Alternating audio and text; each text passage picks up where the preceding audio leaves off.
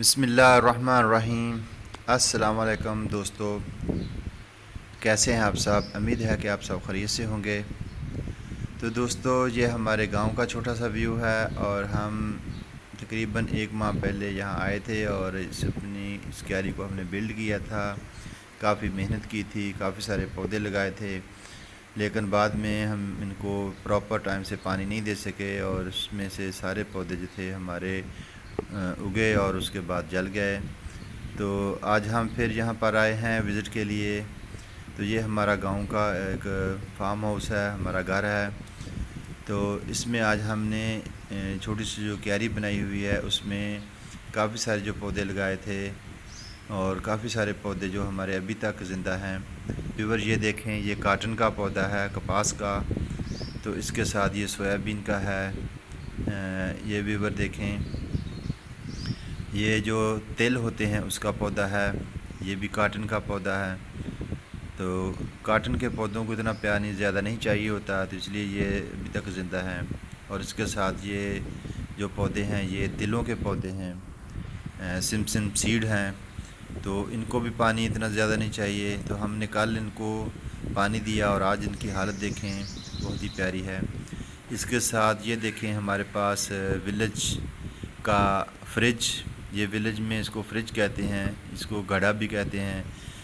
کافی دن پہلے ہم نے اس کے اندر پانی ڈالا تھا، جو ویور دیکھیں کتنا پیور پانی ہے، ٹھنڈا پانی ہے۔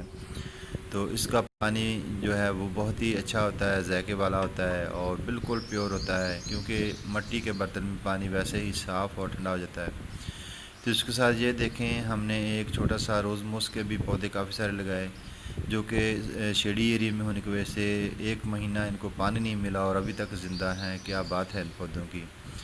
تو اس کے ساتھ یہ ہمارے پاس دیکھیں ویور، یہ ایک پرندوں کو، برڈز کو پانی ڈالنے والا برتن ہے، جس میں ہم پانی ڈالتے ہیں اور ان کو دانہ بھی ڈال جاتے ہیں۔ تو یہ کافی دن چلتا رہتا ہے، تو گرمی میں جو پرندے ہوتے ہیں ان کو پانی ملتا رہتا ہے۔ تو دیکھیں ویور، یہ ہم نے جہاں پر پانی چھوڑا ہوا ہے وہاں پر ہم نے چاول کے سیڈ لگائے ہیں۔ تو یہ ہمارے پاس السی کے سیڈ ہیں، ان کو ہم نے دھوپ میں ڈالا ہے تاکہ یہ اچھی طریقے سے ان کا جو نمی ہے خشک ہو جائے۔ تو اس کو بھی ہم لگائیں گے، یہ سردیوں میں لگانے والے بیج ہیں۔ یہ اس کو السی کہتے ہیں، اور ان کی السی کی پنیاں بھی بنائی جاتی ہیں۔ پنیاں معلوم ہیں، جیسے حلوہ بنایا جاتا ہے، اور جیسے آپ کچھ اور چیزیں بناتے ہیں، ایسے ہی السی کی پنیاں ہوتی ہیں۔ تو دوستو، یہ بالکل ہمارا دیسی والا ماحول ہے، اور اس میں ہم آپ کو یہ جو چاول کی سیڈلنگ ہے، یہ جب بڑی ہو جائے گی اس کو ہم اپنے کھیتوں میں لگائیں گے، تو آپ لوگوں کے ساتھ اس کو بھی شیئر کریں گے۔ تو اس کے ساتھ ہم نے ایلو ویرا کے تو دوستو، گارڈن کے ساتھ ساتھ کھانا پینا بھی جو ہے وہ بھی ضروری ہوتا ہے۔